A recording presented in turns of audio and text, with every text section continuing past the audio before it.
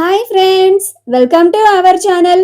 Karthika Deepam serial next episode లో ఏం జరగబోతోందో ఈ వీడియోలో చూసి తెలుసుకుందాం. దీప తాళిని తెంచేసిన జ్యోత్స్న అసలేం జరిగింది అని తెలుసుకోవడానికి ఈ వీడియోని స్కిప్ చేయకుండా ఎండ్ వరకు చూసేయండి. గురువు గారు చెప్పి వెళ్ళిపోయిన తర్వాత దీప జ్యోత్స్నని మీరు పెళ్లి చేసుకోండి అమ్మాయి గారు, ఈ సమస్యలన్నిటికీ పరిష్కారం మీ పెళ్లి మాత్రమే అని సలహా ఇస్తుంది. అప్పుడు జ్యోత్స్నకి నువ్వు పని మనిషి స్థాయిలో ఉండి ఎలాంటి అర్హత లేని నువ్వు మా బావ నీకు తాళి కట్టడం వల్ల మా స్థాయి అంతటి దానివి అనుకొని నాకే సలహాలు ఇస్తావా? నన్నే పెళ్లి చేసుకోండి అమ్మాయి గారు అని చెప్తావా? ఎంత ధైర్యం నీకు అని దీప తాళిని పట్టుకొని లాగుతూ ఉంటుంది. అప్పుడు దీప జ్యోత్స్న తాళి వదులు అని అరుస్తూ ఉంటుంది. ఆ అరుపులకి సుమిత్ర దశరథులు కూడా వస్తారు. అలా పారిజాతం కూడా వస్తుంది. వాళ్ళ ముగ్గురు పట్టుకొని జ్యోత్స్నని ఆపినా కానీ జ్యోత్స్న అస్సలు ఆగదు. దీప తాళిని లాగుతూనే ఉంటుంది. ఈ అరుపులకి శివన్నారాయణ కార్తీక్లు కూడా వస్తారు. వాళ్ళిద్దరూ కూడా ఆగు జ్యోత్స్న అని ఎంత మంది చెప్పినా కానీ ఎంత మంది ఆపినా కానీ జ్యోత్స్న తన ఆవేశాన్ని తగ్గించుకోకుండా అలానే దీపతాళిని లాగేస్తుంది. అలా దీపతాళి తెగిపోతుంది. అప్పుడు దీప జ్యోత్స్న తన తాళిని తెంచేసింది అని కింద పడిపోయి కన్నీళ్లు పెట్టుకుంటూ ఉంటుంది. అలా జ్యోత్స్న తాళిని తెంచేసిన తర్వాత తన ఆవేశాన్ని తగ్గించుకొని ఆ తాళిని కింద పడేస్తుంది.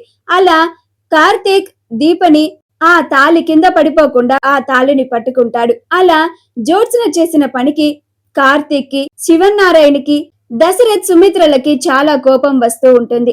అలా కార్తీక్ చాలా కోపంగా జ్యోత్స్నని చెంప మీద కొట్టడానికి వస్తూ ఉంటే జ్యోత్స్న పెట్టుకున్న లాంటి జే golden plated ear rings, crystal, cubic, zirconia, alloy drops and anglers మీకు కూడా కావాలా? అయితే వెంటనే స్క్రీన్ మీద డిస్ప్లే అవుతున్న షాపింగ్ ఐకాన్ ని కానీ డిస్క్రిప్షన్ లో ఉన్న లింక్ ని క్లిక్ చేసి కానీ వెంటనే మీ ఆర్డర్ ని ప్లేస్ చేసుకోండి.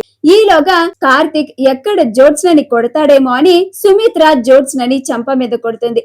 అలా జ్యోత్స్న వెళ్లి సోఫాలో పడుతుంది. అలా జ్యోత్స్న సుమిత్ర తనని చెంప మీద కొట్టింది అని సుమిత్ర వైపు చాలా కోపంగా చూస్తూ ఉంటుంది. అప్పుడు జ్యోత్స్న మమ్మీ అని అంటుంది. అప్పుడు సుమిత్ర నోరు ముయ్, నువ్వెంత పెద్ద తప్పు చేశావో నీకు అర్థమవుతుందా? దీప ఈ ఇంటి పని మనిషే కావచ్చు, నీకు సలహా ఇచ్చి ఉండొచ్చు, అది నీకు నచ్చకపోయి ఉండొచ్చు, కానీ నువ్వు దీప మెల్ల ఉన్న తాళిని తెంచుతావా? నీకు దీప ఇచ్చిన సలహా నచ్చకపోతే 4 తిట్టు, అంతేకాని దీపమెల్లో ఉన్న తాళిని తెంచే హక్కు నీకెవరిచ్చారు? అది ఎంత అమంగళమో తెలుసా నీకు అని అంటుంది. అప్పుడు శివన్నారాయణ ఏంటిది జ్యోత్స్న, ఇంతమంది ఆగు ఆగు అని చెప్తున్నా కానీ ఏంటి ఆవేశం? అసలు నువ్వేం చేశావో నీకన్నా అర్థమవుతుందా?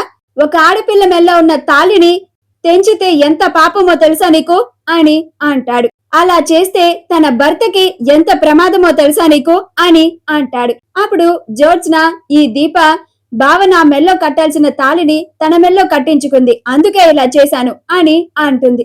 అప్పుడు శివన్నారాయణ నోర్ముయ్, నీకు రాను బుద్ధి లేకుండా పోతుంది, సంస్కారం లేని దానిలా ప్రవర్తిస్తున్నావు, నా పరువుని తీస్తున్నావు, మర్యాదగా కార్తీక్ దీపల కాళ్ళ మీద పడి క్షమాపణ చెప్పు అని అంటాడు.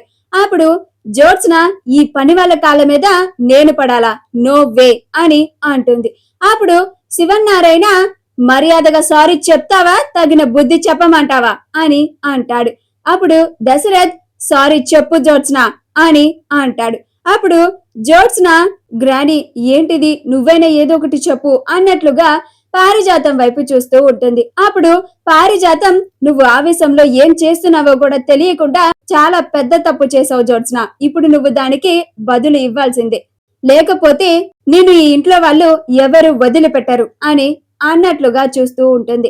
అప్పుడు జ్యోత్స్న అలానే మౌనంగా ఉంటే అప్పుడు సుమిత్ర ఏంటి ఇంకా అలానే చూస్తున్నావు, వాళ్ళ కాళ్ళ మీద పడి క్షమాపణ చెప్పు అని అంటుంది. మా వీడియో గనుక మీకు నచ్చినట్లయితే లైక్ చేయండి, షేర్ చేయండి, మా ఛానల్ ని సబ్స్క్రైబ్ చేసుకోండి, పక్కనే ఉన్న బెల్ ఐకాన్ ని క్లిక్ చేయడం మాత్రం మర్చిపోకండి.